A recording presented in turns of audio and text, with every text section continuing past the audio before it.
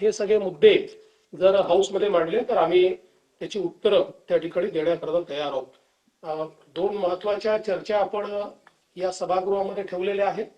8 मार्चला पुण्यश्लोक अहिल्यादेवी होळकर यांच्या 300व्या जन्मशताब्दीच्या निमित्ताने एक चर्चा आपण ठेवली आहे, ज्याच्यामध्ये महिला दिन असल्यामुळे सक्षमीकरणाचा जो सगळा मुद्दा आहे त्या अनुषंगाने ही चर्चा एक सकारात्मक अशा प्रकारची चर्चा आहे.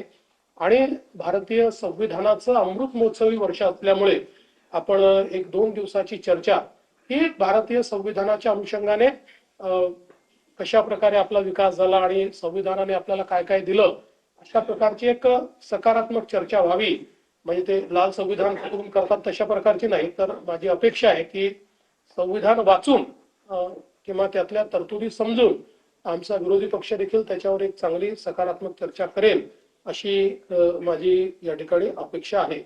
खरं म्हणजे आत्ताच शिंदे साहेबांनी सांगितलं की अलीकडच्या काळामध्ये रोज मला एक स्थगितीची बातमी पाहायला मिळते आणि मी स्थगिती दिलेली आहे असं मला रोज ऐकायला मिळतं.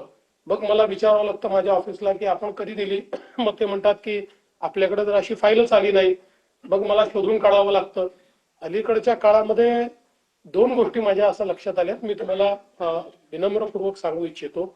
एक, आमच्याकडे कुठल्याही आमदारांनी निवेदन दिल्यानंतर त्यांनी काही मागणी केली असेल किंवा एखादा आरोप जरी केला असेल तरी त्याच्यावर आपण तपासून कारवाई करावी किंवा माहिती द्यावी असं लिहितो.